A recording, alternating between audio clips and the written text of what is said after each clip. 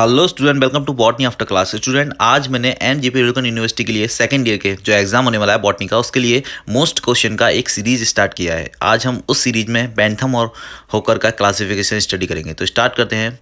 देखिए, बेंथम और होकर मोस्ट क्वेश्चन है जो कि सेकंड ईयर में पूछा जाता है, अक्सर पूछा जाता है। तो प्राकृतिक वर्णन में जो क्लासिफिकेशन है, नेचुरल क्लासिफिकेशन, उसमें बेंथम और होकर को सबसे आगे रखा गया है। तो और सबसे पहले ही समझ लो ज़्यादा क्वेश्चन आता है। तो ये देखिए, मैंने आपको नोट्स दिए हैं, वो नोट्स के अकॉर्डिंग ही मैं आपको यहाँ पे स्टडी कराऊंगा। तो आपके नोट्स हैं, आप पीडीएफ में भी डाउनलोड कर सकते हैं। ये बेंथम और होकर जो थे, बहुत अच्छे मतलब बॉटनी के साइंटिस्ट थे। उन्होंने अपने जेनेरा पुस्तक है इनकी, जेनेरा पेंटेनियम, उसके अंदर अपना स्टडी का सारा मटेरियल प्रस्तुत किया है। तो इनकी जो पुस्तक थी उसमें 202 कुल का वर्णन किया गया है। इन्होंने अपने वर्गीकरण में 3 खंडों में बांटा गया था: जिम्नोस्पर्म, एंजियोस्पर्म, ठीक है, एक बीजपत्री, द्विबीजपत्री, एक बीजपत्री, द्विबीजपत्री और जो अनाबीजपत्री, जिसमें कि मतलब फूल नहीं होते। ठीक है, तो द्विबीजपत्री ये डाइकॉट, ठीक है, मोनोकॉट और जिम्नोस्पर्म। तो ये तीनों के तीनों जो मैं आपको दिखा देता हूँ कि ये कौन कौन से हैं। देखिए, इन्होंने जो स्टडी का मटेरियल था वो पुष्पीय पौधों पर ज़्यादातर किया है। ठीक है, तो उन्होंने लिखा है कि अपनी पुस्तक में इन्होंने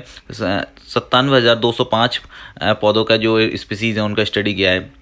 तो सीड प्लांट, बीज वाले पौधे, ठीक है, तो उसको अगर हम देखा जाए तो 3 प्रकार के उसमें बांटा गया है कि एक द्विबीजपत्री होती है, डाइकोटिलेडोन, मोनोकोटिलेडोन और जिम्नोस्पर्म। तो द्विबीजपत्री को उन्होंने पॉलीपेटेली, गेमनेली तथा मोनोकेलेमाइडी, और इसको सब क्लासिफिकेशन का जो स्टडी है वो मैंने यहाँ पे अपने जो नोट्स बनाए उसमें दिया है।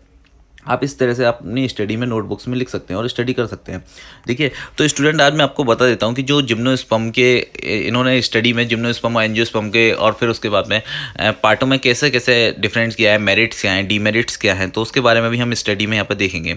देखिए, यहाँ पे ये सीरीज वाइज पूरा का पूरा जो मैंने चार्ट बनाया है, ये पूरा इन्होंने बांटे एक एक जिम्नोस्पर्म को, मोनोस्पर्म को और एंजियोस्पर्म को अलग अलग समूह यहाँ पे है। डाइकोटिलेडोन, द्विबीजपत्री, तो उनको लक्षण यहाँ पे दिए हुए हैं। तो इसमें दिया गया है कि द्विबीजपत्री, इनमें द्विबीजपत्रक पाए जाते हैं। मूसलाधार तंत्र, आपको पता होना चाहिए कि इसके अंदर रूट पाया जाता है, मूसलाधार तंत्र भी पाया जाता है। तो उसमें पत्तियों में भी दो प्रकार की पत्तियां मैंने आपको बताई थी कि एक पैरेलल वेनेशन होता है और एक क्या सा होता है, पैरेलल वेनेशन। इसके अंदर देखिए, प्रेजेंट जो मैंने कहा था कि द्विबीजपत्री के अंदर हमेशा जो पैरेलल वेनेशन था, वेनेशन के अकॉर्डिंग भी हम उसे पहचान सकते हैं। ठीक है, तो ये वेनेशन के अकॉर्डिंग यहाँ पर दिखाया गया है। इन्होंने पूरे के पूरे जो हेट्रोमेरी, ये कि कौन कौन से पुष्प होते हैं, कैसे लक्षण होते हैं, उन सबको भी इसमें अंडकों की संख्या 2 से अधिक होती है। ठीक है, ये पूरा का पूरा जो बेंथम और होकर का क्लासिफिकेशन है उसके अकॉर्डिंग हम ये स्टडी कर रहे हैं।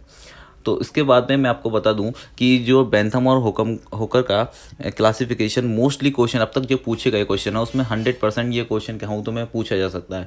अभी जो कोरोना काल का मतलब जो एग्ज़ाम थे जो कभी नहीं हुए थे उसमें नहीं है, बाकी के जो और यूनिवर्सिटी में अगर एग्ज़ाम हो चुके थे तो उसमें पूछा गया है ये क्वेश्चन।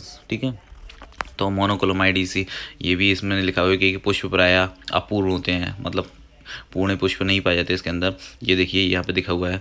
अब आता है जिम्नोस्पर्म, जो अनावृत बीजी पौधे होते हैं उनके लक्षण क्या है। तो इसमें बीज नग्न होते हैं। ठीक है, ये मैंने आपको पहले ही पढ़ा रखा है। ये मैंने आपको स्टडी करना मतलब इसलिए दिया है कि आप इसे रिवीजन कर सकें। ठीक है, ये टेस्ट सीरीज आपकी चलता रहेगा हमारे यूट्यूब चैनल पे, इस पे से आप देख के पढ़ सकते हैं। जिन बच्चों ने कभी नोट्स नहीं बनाए थे तो उनके लिए भी यहाँ से फ़ायदा हो जाएगा। वो नोट्स ये पीडीएफ डाउनलोड कर लें या फिर यहाँ पे वीडियो से लिख सकते हैं।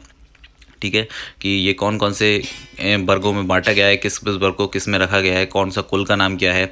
तो यहाँ पे लिखा है ग्लूमेसी, गेमनी या पोएसी, जो मैंने आपको बताया था ये गेहूं वाला कुल होता है, पोएसी ये घास कुल इसे कहते हैं, उसमें रखा गया है। ठीक है, तो इसके अंदर भी बहुत सारे वर्ड बेंथम और होकर के जो मेरिट्स और डीमेरिट्स हैं, देखिए मैंने उसमें यहाँ पे वो भी मेंशन किए हैं। तो मेरिट्स देख लेते हैं हम कि गुण क्या थे। तो इन वैज्ञानिकों ने प्रत्येक जाति का वर्णन बहुत ही सरल ढंग से किया है, मतलब बहुत ही सटीक और सरल किया था। अनावृत बीजी जिम्नोस्पर्म को तीसरे वर्ग में ऊपर में डाइकॉट तथा मोनोकॉट के मध्य में रखा गया है। ठीक है, उसके बाद में गण मतलब पूरा जो इनका जो क्लासिफिकेशन है वो एकदम कहते हैं बेस मॉडल, मतलब बहुत अच्छा क्लासिफिकेशन था। ठीक है, इन्होंने पौधों के लिए बहुत अच्छा क्लासिफिकेशन दिया है, बट इसके कुछ दोष भी है। देखिए, कुछ वैज्ञानिकों का मानना है कि जिम्नोस्पर्म को डाइकॉट तथा मोनोकॉट के मध्य में रखना उचित नहीं है। उन्होंने माना कि इसे सबसे आगे रखा जाए या फिर मोनोकॉट से पहले रखा जाए, लेकिन डाइकॉट और मोनोकॉट के बीच में न रखा जाए। ठीक है, तो वो ये मेरिट्स और डीमेरिट्स के मतलब मैंने बताया थी आपको कि कुछ दोष तो होते ही है जब अच्छे होते हैं। अगर वीडियो अच्छी लगी हो आपको तो प्लीज़ लाइक कीजिए, शेयर कीजिए और जुड़े रहिए। इसका नेक्स्ट पार्ट जल्दी आपको मिलेगा। Thank you for watching student.